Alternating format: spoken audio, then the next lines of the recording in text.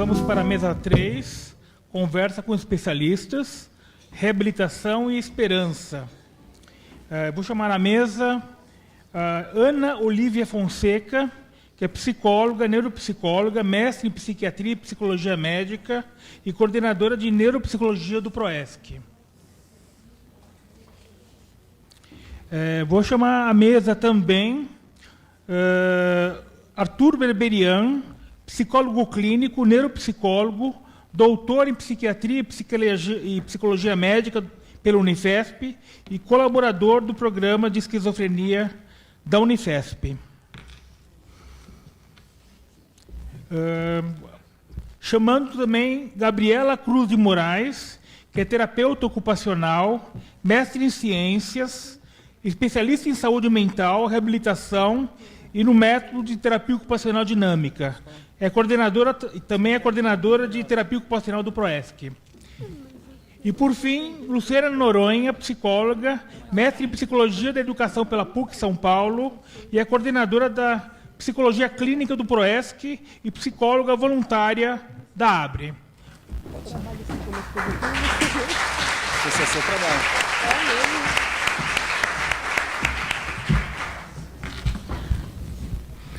Boa tarde a todos. Boa tarde aos que nos acompanham pela internet também, né, que tem enriquecido bastante. Ninguém aqui preparou nenhum slide de apresentação, porque a ideia é que a gente possa realmente abrir para um diálogo e que vocês possam enriquecer nossa discussão com as perguntas de vocês. Mas é preciso saber o que a gente faz, né, enquanto intervenção. Então, essa mesa é composta basicamente por terapeuta ocupacional, psicólogos e neuropsicólogos, que vem desenvolvendo aí diversos trabalhos no intuito de melhorar o tratamento de pessoas com esquizofrenia. A gente já conhece a importância dos remédios, né? Os antipsicóticos fazem parte do tratamento e são necessários, essenciais e indispensáveis no processo de tratamento, mas ainda assim existe uma parcela de pacientes que apresentam sintomas residuais, né, sintomas negativos, como avolição, embotamento afetivo, bem como existe uma parcela, inclusive grande, aproximadamente 75% dos pacientes, que apresentam sintomas cognitivos, né? Alterações no processamento de informações, alterações de atenção, alterações de memória e de funcionamento executivo. E a maneira que a gente mais claramente consegue enxergar esses déficits, a expressão desses déficits, aparece na funcionalidade dos pacientes, na dificuldade que eles apresentam em se sociabilizar, em encontrar um emprego, em estudar, em ter uma vida social. Então, certamente, o objetivo dessa mesa é discutir como a gente pode fazer para melhorar isso, e aí temos diversas formas de intervenção que os demais vão apresentar aqui para a gente. Quem fala agora? Arthur? Pode ir, Lu. Boa tarde, pessoal. Obrigada por estarem aqui. Por que um dia da esquizofrenia? Para que divulgar e discutir uma doença que está associada à loucura? O que é a loucura? Quando temos a oportunidade de ouvir essa pergunta, de conversar sobre isso abertamente? Eu sinto que a loucura ela é tão temida por ser tudo aquilo que não controlamos na gente. A nossa sociedade foi se organizando há muito tempo de forma que o que não é produtivo deve ser evitado, escondido, soterrado, escondido da luz do dia, da convivência social e dos âmbitos públicos. Eu, há muitos anos, ainda estudante de psicologia, eu decidi que queria trabalhar com esquizofrenia, com experiências associadas à perda de controle da nossa mente e à exclusão e à solidão associados a essas experiências. Vocês já pararam para pensar que a esquizofrenia é a doença da solidão e do isolamento? Porque o que se vive não pode ser compartilhado. Quando uma pessoa tem uma alucinação ou um delírio, ela vive isso sozinha e é muito difícil de compartilhar, é muito difícil de se sentir parte. E como é isso? É muito interessante a gente pensar nisso, porque se a gente parar para pensar na religião, a religião também é um fenômeno que não tem provas, né? Que ninguém pode provar a sua religião, só que ela é compartilhada. E ela é compartilhada em um grupo. E tem um grupo que acredita e que está junto naquela ideia. Mas a vivência da esquizofrenia é uma experiência muito brutal de solidão. E isso vem se estendendo socialmente, né? Porque eu acho que a sociedade esconde, não quer falar, não quer expor. E quem vive também, porque se não é aceito, para que falar? Por isso, um dia da esquizofrenia é tão importante, porque a gente precisa discutir e conversar sobre esse fenômeno da loucura à luz do dia, não escondidos, não escondendo e tendo vergonha. E é nossa tarefa, de quem conhece esse fenômeno e sabe que a loucura é uma vivência que faz parte da condição humana, que a loucura é uma parte... Todos nós temos uma parte louca, né? Uma parte uma parte saudável e uma parte louca. A gente precisa mostrar isso para a sociedade, porque o que é conversado pode ser conscientizado e pode trazer desenvolvimento. Desenvolvimento para quem? Né? Desenvolvimento para a sociedade, desenvolvimento para nós como seres humanos, que nascemos para viver em grupo. E, principalmente, para a gente promover uma sociedade digna, onde todos possam participar com as suas potências e as suas características únicas. Vencer o estigma, promover a inclusão digna, promover a possibilidade de todos terem voz. E como que a psicologia pode contribuir para isso? No PROESC e na ABRE, o que a gente busca como missão principal é criar a oportunidade das pessoas com esquizofrenia terem uma comunidade onde fazer parte. Nós, psicólogos que trabalhamos com esquizofrenia, a gente tem o dever de promover esse conhecimento na sociedade e possibilitar o desenvolvimento de comunidade para as pessoas com esquizofrenia. Porque quando estamos acompanhados, nos sentimos menos sozinhos, e a loucura é, em última instância, a doença do viver sozinho e do não poder compartilhar. Se criamos comunidade e nos sentimos parte, e isso é uma condição humana, podemos ter voz. Porque quando tem alguém para ouvir a gente, que está interessado no que a gente tem para dizer, a gente sente que tem voz. E aí, quando a gente tem voz, a gente sente que pode participar e que a gente pode fazer parte. Então, a partir de oferecer espaços para o desenvolvimento de uma comunidade, a psicologia tem que oferecer também a possibilidade de conhecimento para pessoas com esquizofrenia. Sim, conhecimento e desenvolvimento, porque todos têm potencialidade para aprender, para se desenvolver e participar dignamente da sociedade. Cada pessoa pode descobrir o que tem para oferecer para o mundo e poder participar com as suas potências e as suas fragilidades. Nós temos a obrigação de oferecer espaços e condição para as pessoas com esquizofrenia se desenvolverem.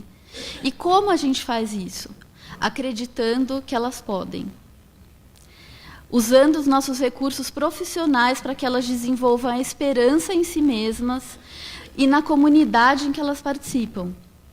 Oferecendo ferramentas das quais dispomos, como profissionais e como pessoas, para que elas aprendam que elas também dispõem dessas ferramentas e que podem aprender a usá-las.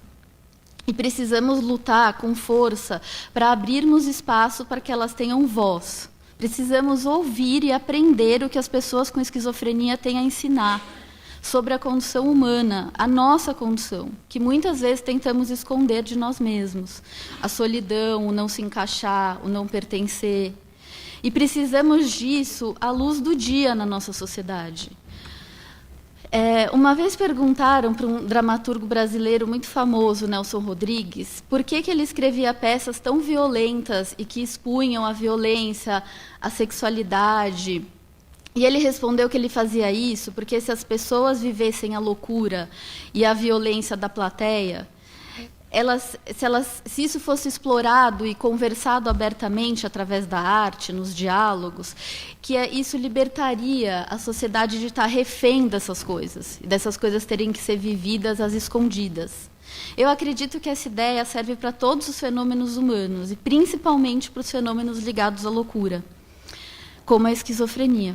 Precisamos falar da esquizofrenia à luz do dia, para dar voz às pessoas que vivem e convivem com ela, para que a sociedade perceba que a loucura não é perigosa, algo a ser evitado e isolado. Ela é uma parte da condição humana, e as pessoas que vivem com ela têm muito a nos ensinar sobre a nossa condição, de todos nós.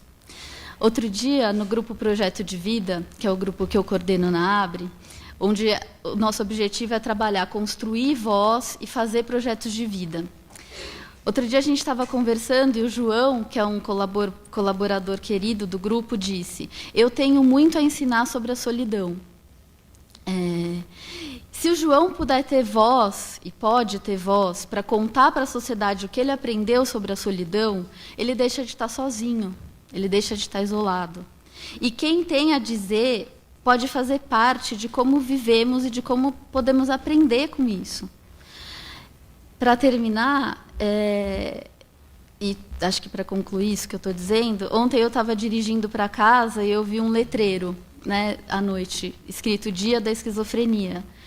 E eu fiquei muito emocionada de estar fazendo parte desse movimento que é dar voz e participação para que as pessoas com esquizofrenia possam nos ensinar sobre elas, sobre nós e sobre um lado da condição humana à luz do dia.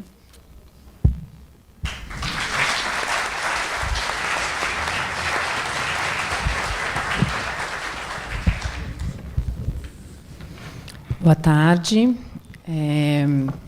Primeiro, eu gostaria de agradecer o convite e agradecer à plateia de estar aqui. E, como uma boa terapeuta ocupacional, eu vou ser bem prática, pragmática, né? E vou falar um pouco do meu trabalho, né? Inclusive para suscitar aí questões, para a gente conversar. Vou ser bem sucinta, tá? E abro o espaço depois para as perguntas e conversa. Então, assim, a terapia ocupacional, ela trabalha num tripé que inclui hábitos, rotina e cotidiano. A gente diferencia esses três conceitos acreditando que, para a gente ter uma vida saudável e produtiva, a gente precisa conseguir construir hábitos saudáveis, uma rotina que seja satisfatória e um cotidiano significativo na nossa história e na nossa relação com as pessoas. Pensando nisso, a população que geralmente chega para a terapia ocupacional, em específico as pessoas que têm esquizofrenia, chegam para a gente com um dia a dia muito esvaziado, né? Esvaziado de atividades, esvaziado de relações, né? As relações geralmente estão bastante restritas ao círculo familiar, as atividades estão restritas muitas vezes a fumar um cigarro, 1, 2 maços, às vezes 3 maços por dia, ficar sentado no sofá ou deitado na cama.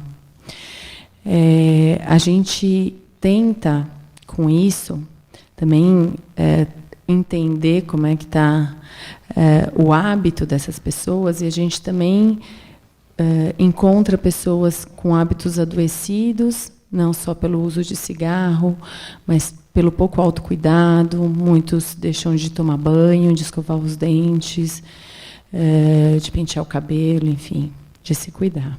Então, o trabalho da terapia ocupacional, ele tenta construir, a partir do interesse e das habilidades dos sujeitos, hábitos que sejam saudáveis, que a gente compartilha, mas também uma rotina que seja significativa para aquele sujeito, que tenham atividades que façam sentido. Então, a gente constrói com cada um que está com a gente atividades que são significativas para eles, né?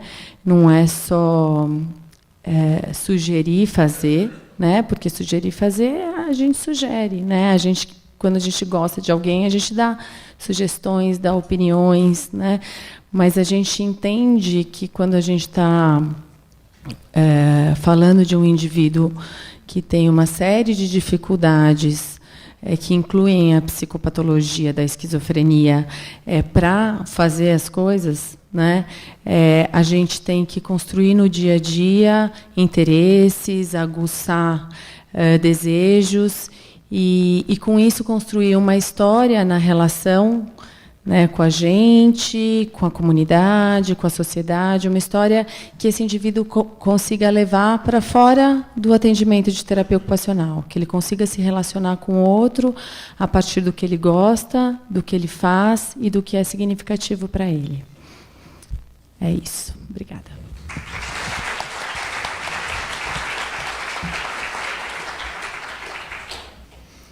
Bom, pessoal, boa tarde. Queria agradecer muito a oportunidade de estar aqui com vocês, participando deste evento que, para mim, é muito relevante. É uma alegria enorme poder estar aqui com vocês. Então, muito obrigado pela essa oportunidade. Bom, eu atuo em duas frentes com a esquizofrenia em termos práticos. A psicoterapia, com viés terapia cognitiva comportamental, e a neuropsicologia, a remediação ou reabilitação neuropsicológica, né? A intervenção neuropsicológica. Eu vou começar falando um pouquinho do que seria a terapia, né, cognitiva na esquizofrenia e depois a reabilitação, né? Basicamente, de modo bem geral e de modo bem simplificado, essa terapia ela vai junto com a relação construída em consultório, né? Então a relação é a coisa mais importante, né? Costumo brincar que o nosso laboratório é a relação, né? E essa relação é feita sempre terapeuta-paciente, né? Então isso tem que ser muito bem consolidado. Em cima desse ambiente ou dessa relação construída, você vai começar a mostrar para as pessoas que os fatos em si eles são o que são. As coisas que acontecem na vida e no mundo e dentro de nós mesmos são o que são. Está aí. A partir disso, a gente cria uma espécie de espelho, um reflexo. É o modo como nós compreendemos os fatos. Os fatos são o que são. Mas a compreensão desses fatos é feita pela nossa cabeça. Ou seja, a gente tem um modo de enxergar esses fatos. Esse mesmo fato, se uma outra pessoa vivenciar, ele vai representar esse fato de outro jeito, né? Por exemplo, se eu tropeçar e cair, algumas pessoas vão achar graça do fato, outras pessoas vão ficar tristes do fato. Então, por quê? Porque para um é motivo de brincadeira e até se divertir com isso, e o outro é motivo de tristeza. Mas veja, o fato é o mesmo. O fato é o mesmo. Então, a grande questão é como a gente representa os fatos. A partir de como a gente entende os fatos, então os fatos eles perdem tanto a importância, a gente passa a ver como que cada um representa esses fatos. A partir daqui a gente começa a ter sentimentos e comportamentos. Muitas vezes os sentimentos, se a interpretação do fato não for boa, o sentimento também não vai ser bom. Se o sentimento não for bom, como é que a gente lida com isso? Eu posso ficar retraído no quarto, eu posso ficar isolado, eu posso não enfrentar a situação que seria muito prazerosa. Se eu receber um convite e eu entender que esse convite é um desafio e eu acho que eu posso talvez me sentir muito ansioso, não muito ajustado ali, então olha só, receber o convite é um fato, mas no meu caso eu entendo que esse fato é muito difícil para mim, eu posso ficar ansioso. Se eu vou ficar ansioso não vai ser bom, então é melhor talvez eu não ir. Então eu deixo de enfrentar e para evitar ficar ansioso, evitar o sofrimento, eu me retraio. Então a terapia cognitiva ela vai analisar todos esses processos mentais, emocionais e comportamentais e nessa relação construída a gente vai tentar ressignificar, enfrentar e achar um jeito melhor, mais apropriado, mais adaptado para a pessoa se sentir melhor. Então, de modo geral, é isso. A remediação cognitiva tem o mesmo objetivo, porém, ela vai focar na eficiência do pensamento. Quando você presta atenção em alguma coisa, né, se eu melhorar essa atenção, eu vou compreender mais essa coisa.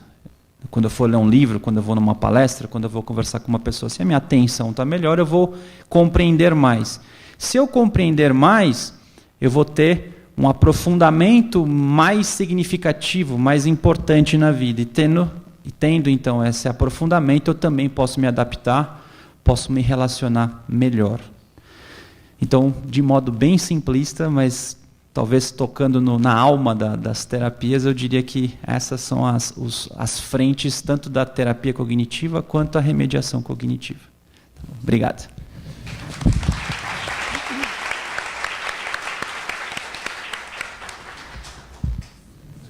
Já tem algumas perguntas aqui, mas só complementando o que o Arthur falou, né, sobre a remediação cognitiva, os treinos de remediação cognitiva foram desenvolvidos para aprimorar o funcionamento da cognição, mesmo memória, atenção, inicialmente com treinos computadorizados ou a lápis e papel, são exercícios mesmo que são realizados com o objetivo de melhorar a cognição. E tinha um objetivo também de que houvesse uma generalização desses ganhos, né? E, a rigor, esse modelo inicial, só com treinos, não promoveu esse efeito, apesar de se tratar ainda de uma forma de intervenção que é utilizada, não tem contraindicação, tem efeitos neuroprotetores. No entanto, essa forma de terapia, ela tem é possível verificar bons ganhos, bons desempenhos, quando ela está associada com outras formas de intervenção, como a terapia cognitivo-comportamental ou até mesmo a terapia ocupacional. Tem algumas perguntas aqui. Alguém perguntou se na mesa algum participante tem vivência com mindfulness. Eu não tenho. Alguém tem? Arthur, tem? Os, né? Tem. Isso. Você não tem, Arthur? Eu não tenho tanta experiência, mas já fiz alguns treinamentos. Ajuda? Um pouco, talvez? Hã? E mindfulness? Já sabe? É a tradução, é a atenção plena, né? Então, pula. A pergunta é: olá, como mãe de uma pessoa estável com esquizofrenia faz 17 anos, o que você entende como loucura na sua palestra? Eu entendo a loucura como um fenômeno mental e também como um fenômeno social. Eu vou me ater aqui a um fenômeno mental. Como fenômeno mental, eu entendo que a mente humana tem uma parte psicótica, que é uma parte paranoica, desintegrada, persecutória, desorganizada, perturbada com as questões que ameaçam a vida, e tem uma parte saudável, que é uma parte mais associada, mais integrada, mais esperançosa, que está mais ligada com manter a saúde psíquica. Eu entendo que a loucura se instala, esse fenômeno da loucura se instala quando a parte psicótica do cérebro ela ganha da parte saudável. Ou seja, quando ela predomina sobre a parte saudável do cérebro.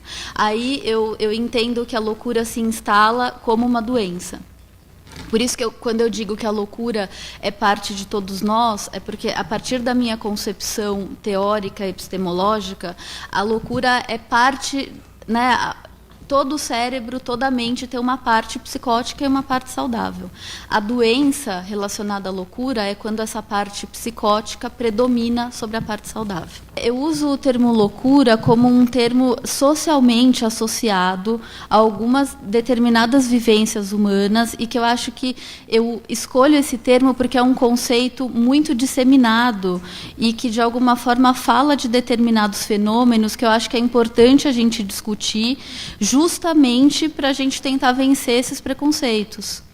Eu acho importante, eu construí assim a minha fala, porque eu acho importante a gente trazer à luz para a sociedade que uma doença, por exemplo, como a esquizofrenia, que está associada à loucura, não precisa ser vista de um modo negativo. Eu acredito que socialmente, historicamente, sim. Por exemplo, eu estou me baseando... É um estigma, mas também... é um estigma, mas também é um conceito desenvolvido historicamente. Por exemplo, nessa fala que eu estou fazendo, eu estou baseada num filósofo que chama Foucault, um filósofo alemão que escreveu um livro que chama A História da Loucura. E ele discute o conceito de loucura há muitos anos. Mas ele discute o conceito da loucura, que eu acredito que seja um conceito importante para ser discutido quando a gente está falando de esquizofrenia. Vou aproveitar essa deixa para falar, responder as perguntas que vieram direcionadas a mim como terapeuta ocupacional, já que lido com essas experiências do fazer. Né? Então, a primeira pergunta que eu recebi foi sobre arte-terapia. A pergunta é: a arte-terapia pode ser um diferencial para um portador de esquizofrenia? Eu não sou arte-terapeuta, então não sei se eu sou muito capaz de responder essa pergunta, porque arte-terapia e terapia ocupacional são coisas diferentes, são intervenções diferentes. Né? Então, eu não entendo se é um diferencial para o portador de esquizofrenia ou não. O que eu consigo dizer é que, se isso for o desejo de quem tem esquizofrenia, né? Fazer arte-terapia, viver um processo de arte-terapia que nada mais é do que um processo de terapia com arte, né? Acho que é uma boa tentativa. Eu não sou arte-terapeuta, mas eu trabalho com atividades. Dentre elas, às vezes são atividades artísticas, manuais, né?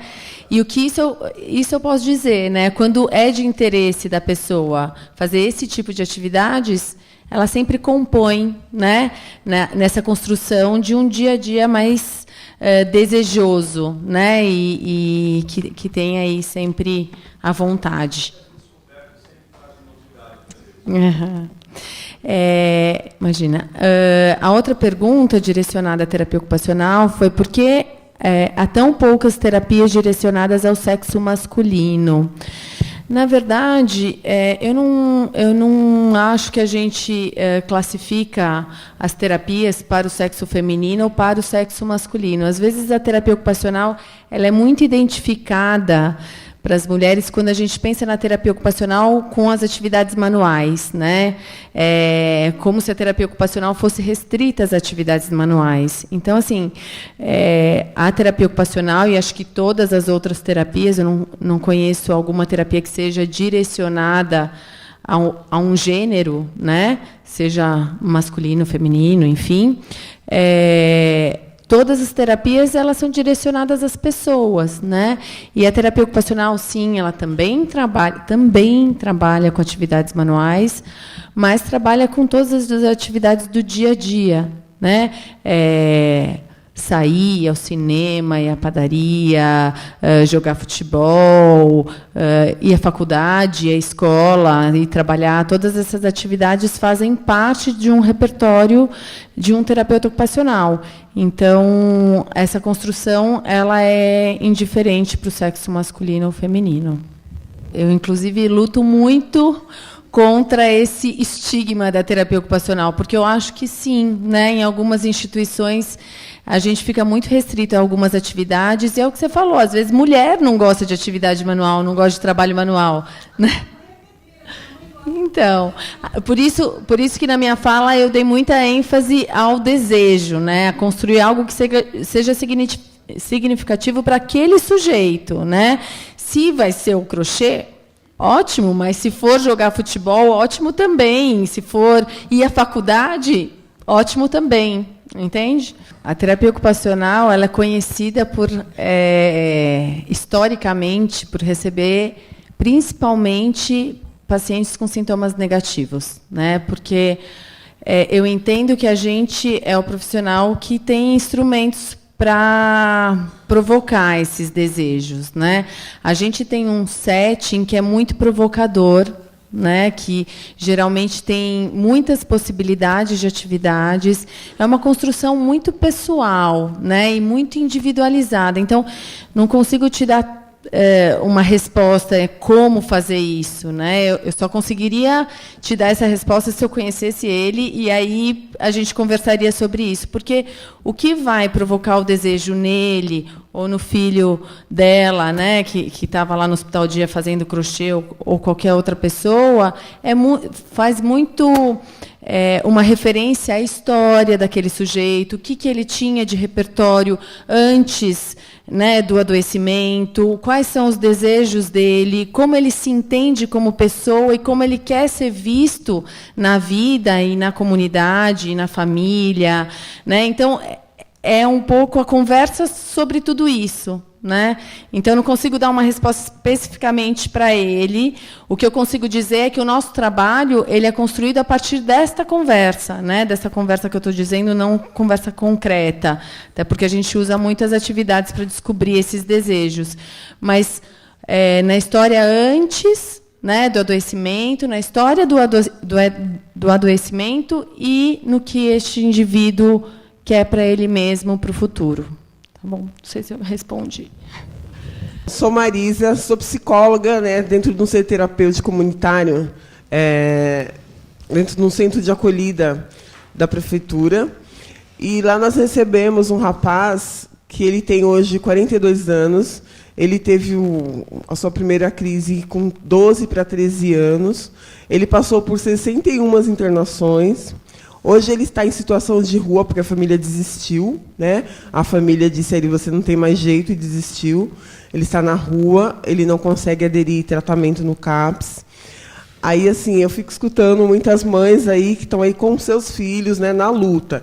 E essas pessoas que estão em situação de rua, com essa demanda, como que a gente tem esse suporte para olhar, para encaminhar, para atender essas pessoas? Acho que é uma questão bem social, né? Não sei, já teve uma época aí de políticas de internação compulsória, mas hoje não sei exatamente como está com os CAPS 3, né? Voltou? Isso, exato. Então, eu acredito que seja uma questão mais social.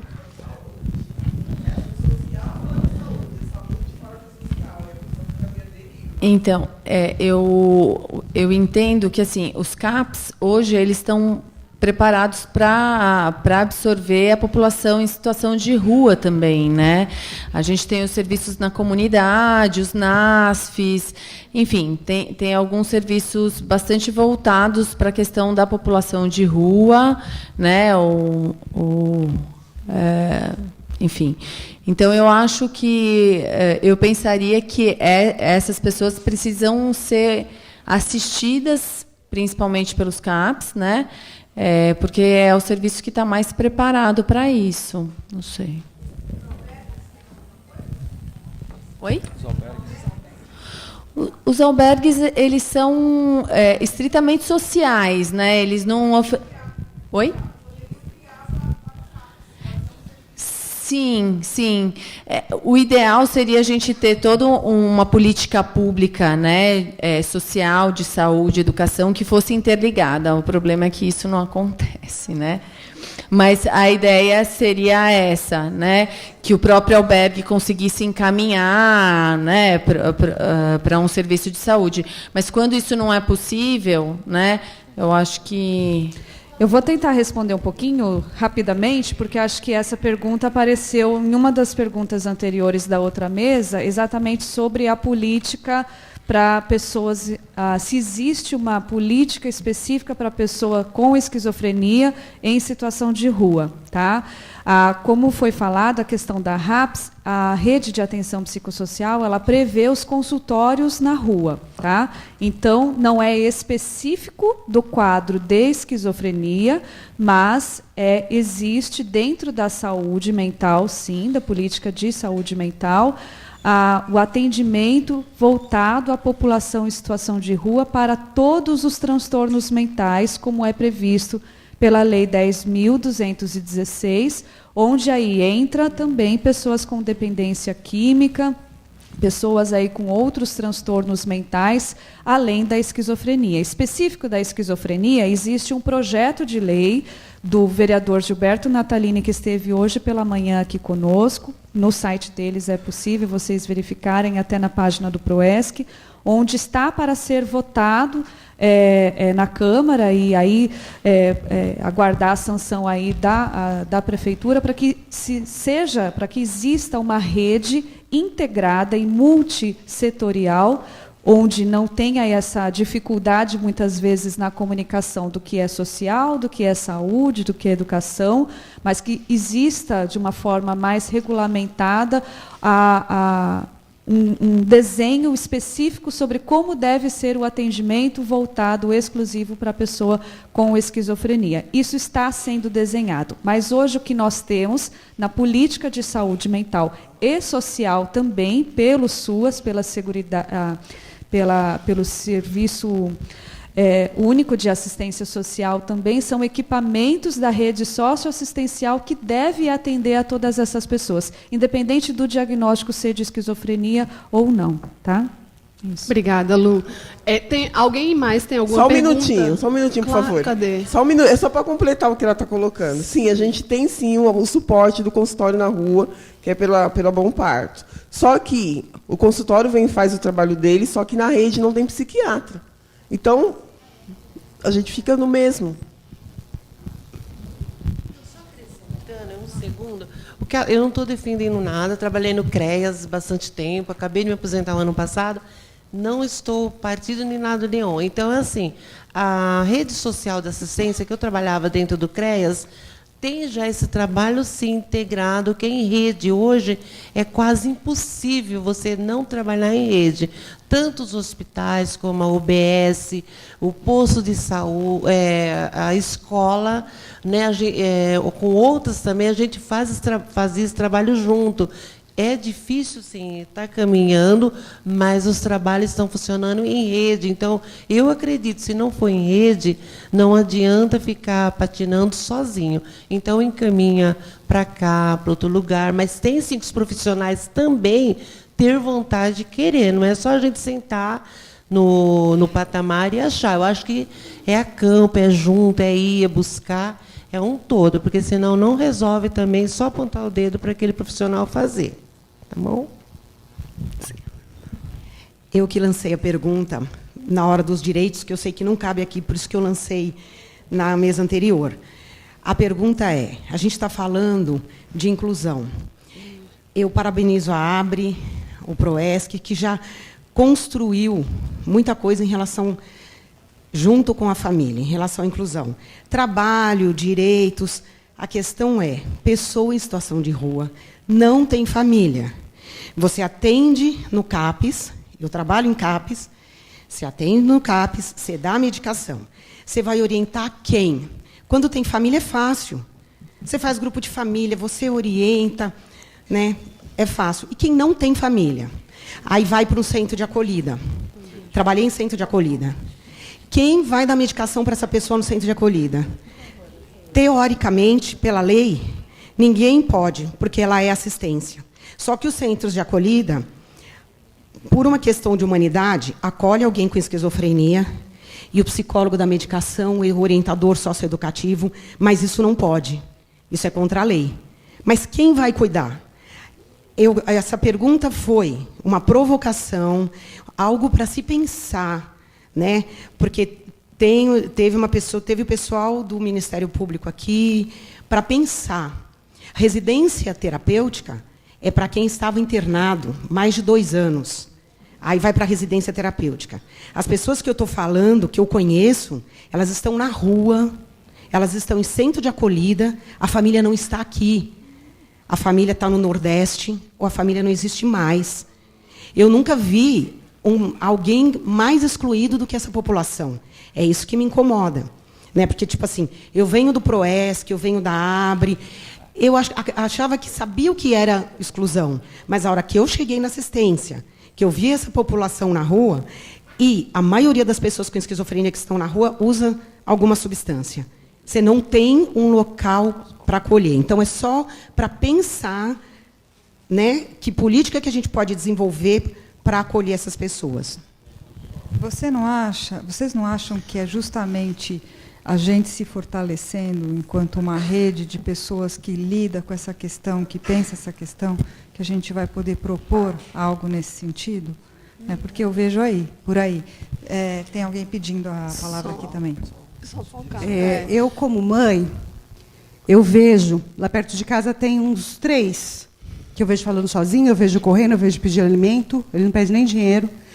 E me dói o coração, me corta o coração, porque eu vejo meu filho lá, que quase foi para a rua, quando a gente descobriu que, a princípio, era droga, e aí ele ia para a rua, e a gente internou, e eu vejo meu filho ali, que se tivesse ido para a rua, estava na rua até hoje, sei lá eu aonde. Quando você falou, tem gente de outro estado, muita gente. Eu já ajudei um lá perto de casa, que a família procurava, de Bragança, e a família, como era de Bragança, não conseguiu internar esse rapaz. Não tinha como dar a medicação. Então, quando vocês falaram isso da medicação, tudo, me coloquei no lugar dessas mães, e eu pergunto aqui, o que fazer com essas pessoas? Porque não tem, lógico, a gente não é... Eu sou contra a instituição manicomial de deixar lá para sempre, mas sou a favor de residências para essas pessoas, que elas possam ser tratadas, que existam cuidadores, né? Eu sei que é difícil para o Estado e tudo mais, mas eu lanço aqui essa questão. O que fazer com essas pessoas? Tem tempo para mais? Não. Eu acho que, se alguém tem mais... O nosso tempo está praticamente esgotado. Se tiver alguma pergunta, eu acredito que a gente tem que direcionar um pouco mais para as questões das intervenções que a gente apresentou aqui agora. Eu acredito que todas essas colocações são extremamente relevantes. Como vários de vocês já falaram, tem aí os CAPs acolhendo essas pessoas, mas tem uma questão social muito importante que... nós não vamos conseguir responder vocês nesse momento, e sim as questões das intervenções alternativas, das intervenções complementares. Oi, sou Zazá, da AME, Mãos de Mães. Antes da AME, eu trabalhei 16 anos na associação Minha Rua, Minha Casa. Não sei se vocês conhecem. Era um abrigo embaixo do viaduto do Glicério, onde nós atendíamos 300 moradores de rua por dia. Nós dávamos café da manhã, banho, roupa limpa, psicólogo, médico. Se precisasse de alguma medicação, nós levávamos na Santa Casa. E durante 16 anos nós fizemos esse trabalho, até o governo do prefeito Haddad, que ele desmontou o nosso pavilhão embaixo do Glicério. Sim, eles trabalhavam durante a semana para fazer as vendas das terapias ocupacionais que eles faziam durante o dia, durante a semana. Eles vendiam no domingo. E aí nós tivemos que, infelizmente, fechar durante o governo Haddad, porque ele nos dava R$150 mil, e ele resolveu que nós estávamos incentivando as pessoas a morar na rua. O ofício dele foi esse, para a nossa diretoria. Vocês estão incentivando moradores de rua. Só que o morador de rua hoje, ele mudou o perfil dele. Ele não é mais um morador de rua. Ele é esse morador de rua que alguém disse aqui, que precisa de assistência de saúde. Então, talvez o nosso projeto já não fosse tão necessário assim, porque nós não tínhamos condição de atender pessoas necessitando de saúde, né? E de remédio, de medicação, de antitóxicos, antidrogas, enfim. Mas eu quero só colocar aqui que esse programa existiu, foi muito bem sucedido, e, infelizmente, nós perdemos porque nós estávamos incentivando os moradores de rua.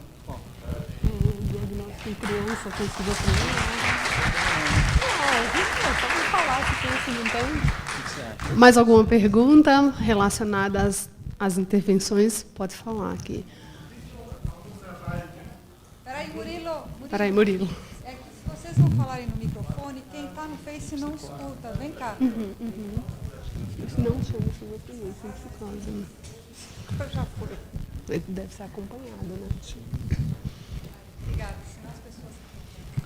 Oi, existe algum programa que visa a recolocação a recolocação social das pessoas após a saída dos CAPs, essas coisas?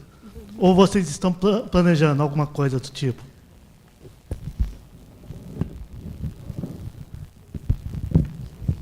Os CAPs, né, não só os CAPs, né, acho que os serviços terapêuticos, de uma forma geral, eles trabalham com os projetos terapêuticos singulares, né, que são os PTS, que a gente chama, que é exatamente essa reinserção do indivíduo, visa exatamente essa reinserção do indivíduo a partir do próprio desejo, né,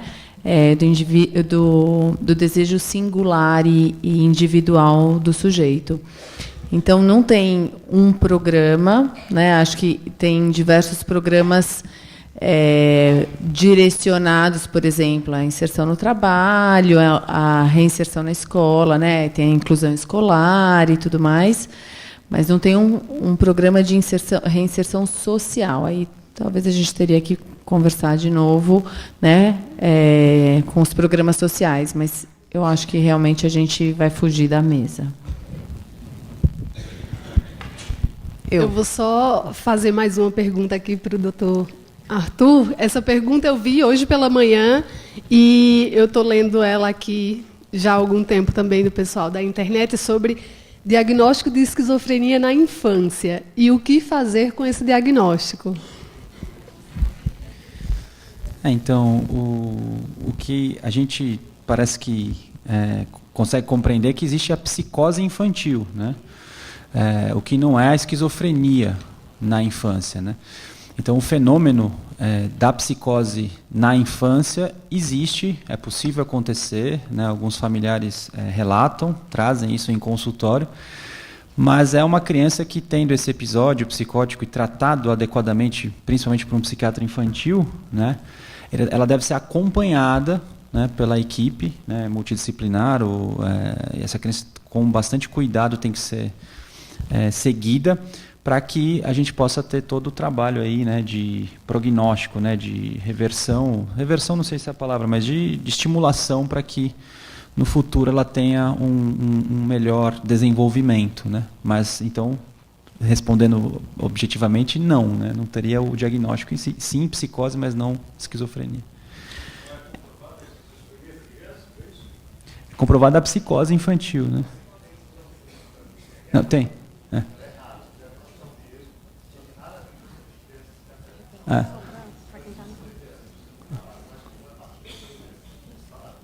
Então, feita a correção pelo Dr. Ari, existe, mas é muito raro, né? E que isso, antes dos 13 anos, é muito raro de acontecer. Eu estou com o microfone aqui, eu já estou pensando até em cantar, porque eu estou segurando ele faz tempo. Eu aqui. Eu não sei se cabe a pergunta a vocês, mas eu acho que interessa muito as mães. A pessoa, quando ela tem um embotamento afetivo, pessoa com esquizofrenia, a maioria, eu acho, não sai de casa. Como que a gente aborda, como que faz um filho, né, sair de casa para ir para uma terapia, para ir para um psicólogo, sendo que ele tem justamente essa dificuldade do convívio social, né, de aceitar até a adesão de uma terapia. Então vem no microfone.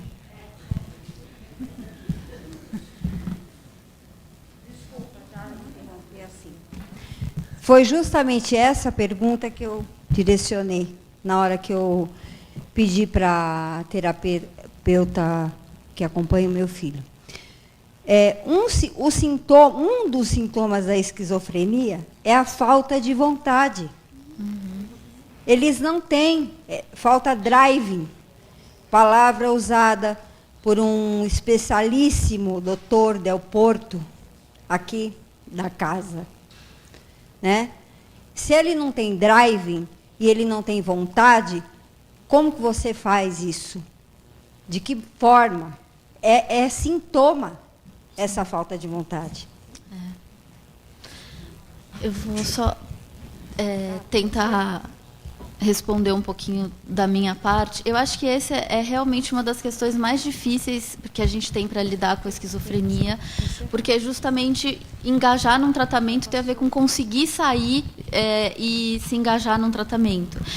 Eu acho que é um desafio muito grande, talvez o maior desafio das famílias desse ponto de vista, de continuar vivendo, de continuar tentando se engajar, tentando engajar o filho, e é um sofrimento muito grande de ver a pessoa sem sair, de ver a pessoa sem esse ânimo para tentar.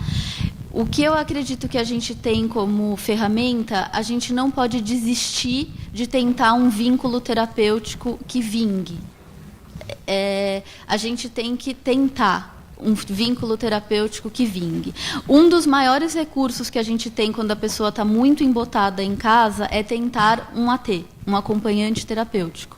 Essa é uma ferramenta que, embora ainda seja um pouco restrita, tem muitas redes comunitárias se desenvolvendo nesse sentido, e a gente precisa tentar investir num vínculo terapêutico que possa tirar a pessoa desse embotamento, e geralmente, a nossa experiência no PROES, que a gente tem uma equipe de ATs hoje, de parceiros ATs participando, o AT costuma enfrentar essa questão e conseguir furar essa dificuldade e fazer um vínculo para tirar a pessoa de casa. O acompanhante terapêutico, ele faz o acompanhamento justamente fora do âmbito comum do tratamento. Então, ele vai em casa, ele faz passeios, ele faz atividades que geralmente a pessoa não consegue fazer. Conclui. Ana.